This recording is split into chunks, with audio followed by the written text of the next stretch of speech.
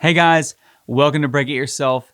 Today we're going to be doing something a little bit different, and I'm going to be giving you my top travel tips for visiting Kauai. Now these top tips are going to be more of a general strategy on Kauai, or Kauai if you're local, but at the end of the video I will list out all of our favorite activities of all the things that we did on Kauai. So if you want to just skip ahead to that, you can go to this timestamp, or you can just hang around, listen to the top tips, and then move over to that. If this is your first time watching a Break It Yourself video, welcome and thanks for stopping by. On this channel, we kind of focus on tech, barbecue, DIY, and now travel. If you're interested in keeping up in day-to-day, you can check me out on Instagram down here. I tried to do a pretty good job of documenting our trip to Hawaii.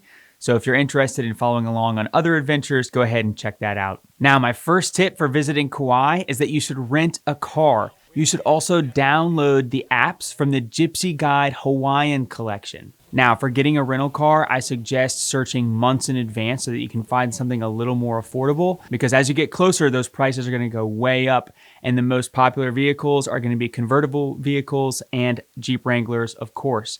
We rented a Jeep Wrangler. It was very expensive, but if you had done it a few months out, it would not have been as bad. Now, as far as the narration apps, we kept those things rolling pretty much anytime we were driving around, and it was great to kind of get an audio tour while we were driving around the island. So I can't suggest enough for you to rent a car, get that app, and as you're driving to different destinations, just kind of take in that audio tour. It gives you a lot of great information. We really enjoyed it. Now, there is a caveat to this rental car situation. You've probably seen online, there's a thing called Polihale State Park. It's on the far western side of the island. There's a 5-mile non-paved, really non-maintained road to get to Polihale State Park. Now, if you actually look at rental agreements, you are not allowed to take rental cars off-road. So just keep that in mind.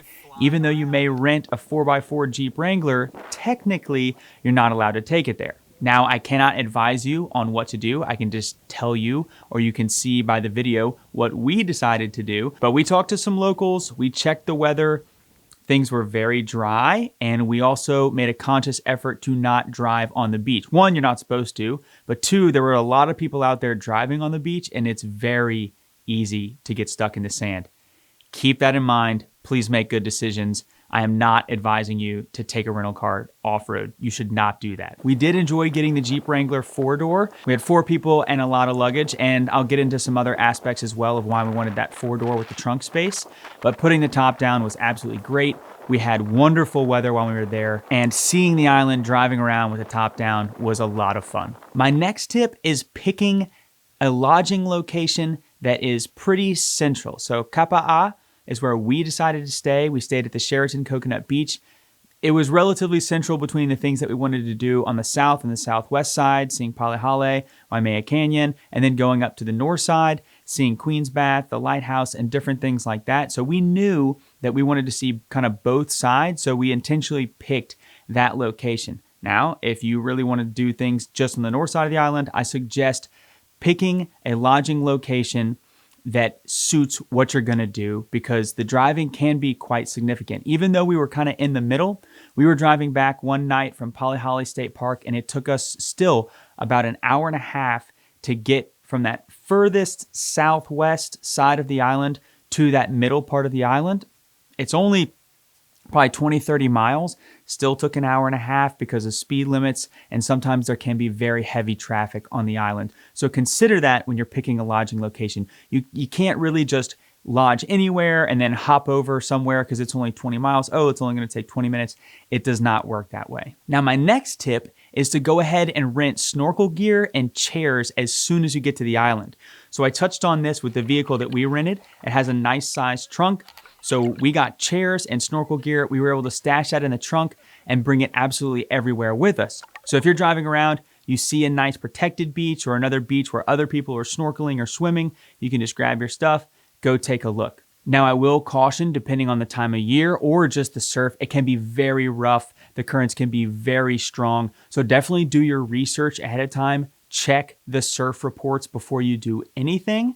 But we really liked having that snorkel gear so that we could just go to a beach, check some things out, pick up, go somewhere else, and kind of do our snorkeling on our own. We really enjoyed that.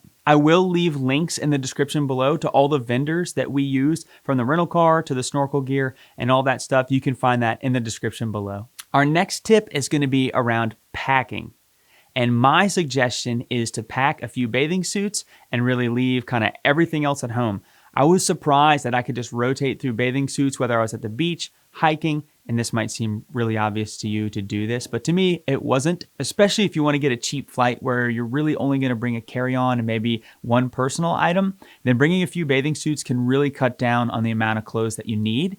The other thing that I will say is a lot of the hikes, they can be extremely muddy. So tennis shoes, I would shy away from, or at least bring multiple pairs.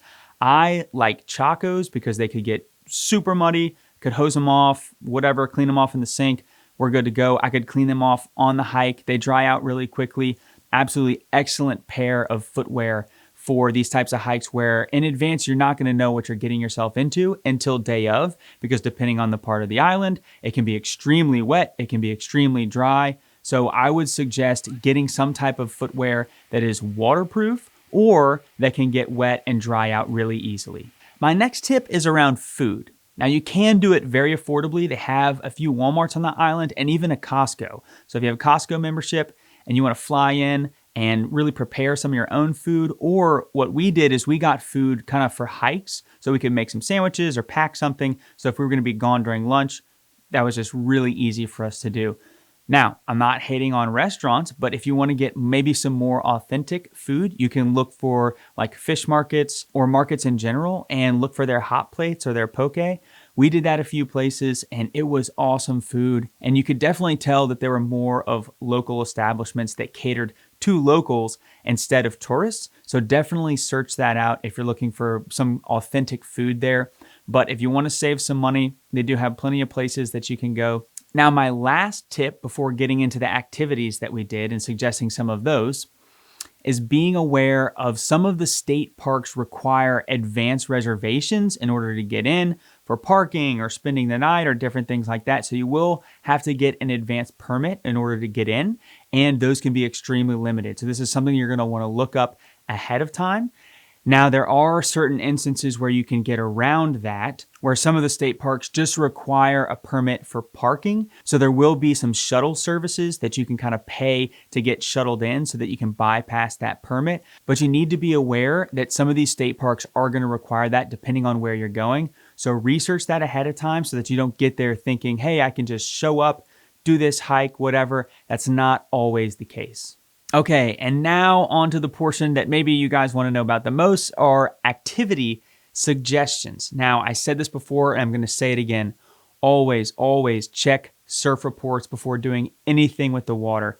Please do that. The highlight of the trip for us was probably seeing the Nepali coast. So that might be what Kauai is most known for, thanks to Jurassic Park and some other movies that really highlight that beautiful coastline with the cliffs. It's absolutely gorgeous. Now, there are really 3 ways to see the Nepali coast. You can do a helicopter tour, you can do a boat charter, or you can hike it.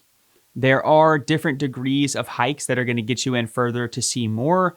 The longest one is 11 miles. You're pretty much going to be spending the night. You're going to need a permit. And there are portions of that hike where you're a few hundred feet above the water. The path is like 18 inches wide. And you've got a cliff on your side. So if you're interested in that, I'll put a link to kind of the all trails so you can see that below. The helicopter is going to be amazing. You're going to see most of the island. We did not do that, really just based on cost. We opted for the boat charter.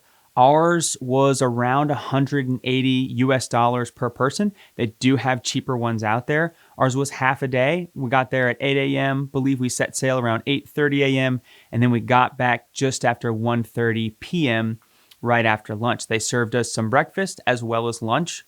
We did snorkeling on the boat. We went during whale season. We saw plenty of whales, which was just incredible. And of course, you got to see the coast. We happened to go on a day in February that was very calm, which isn't always the case. Check those surf reports. And also just really clear skies, so beautiful views of the Nepali coast. So I highly suggest seeing the Nepali coast in some way because it's absolutely stunning. Now, I will say boat charter also has some caveats as well. If the weather's really good or you're in the summer, you might even be able to kayak to see the Nepali coast. That wasn't an option for our time of year. They also have different boat sizes that can do different things. We went on a large catamaran, so we couldn't really go into any of the caves. We kind of kept our distance. We did get close at times, but we didn't do any beach landings. There are companies that do have permits to do that with smaller boats and also do snorkeling in those areas as well. So I'll put a link below to who we used, but I would really just rely on kind of the TripAdvisor ratings to pick the charter that you want to use. Now, I mentioned when I was talking about the rental cars, Polihale State Park. Now, that is kind of the furthest west you can get, and it runs right into the Nepali coast. And then there are no roads that go from that point over to the north side of the island. You have to drive all the way back around the island. Polihale State Park is kind of a place where more of locals go, and that's because, like I said earlier, most rental cars are not supposed to go there. There are a few companies that actually rent 4x4, like overland vehicles that have no problem going there. Most of your standard rental cars are not going to be allowed to go there. It's a beautiful stretch of beach. There won't be a lot of people there. You have the backdrop of the cliffs kind of behind it. You're going to get amazing sunsets over there. And also at night, it's one of the darkest places on the island. So if you're into astrophotography, it is a great place to go. You're just going to see an amazing amount of stars. We went there, we timed it for a new moon. So there was no moon and the stars were just incredible. You could see the Milky Way with your naked eye and it was absolutely stunning.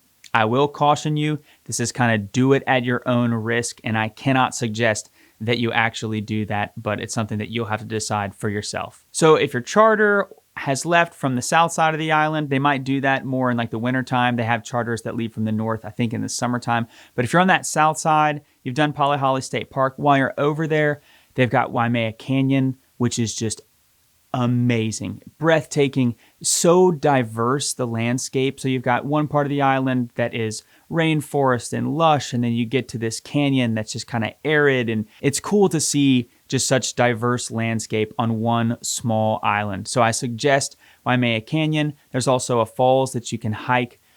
Beautiful, beautiful. Even if you don't want to hike necessarily, they have great overlooks if you're just willing to drive up that way. So I definitely suggest Waimea Canyon, definitely see it. I think it's Waipo'o Falls, or I'll put the name here if I don't get it right.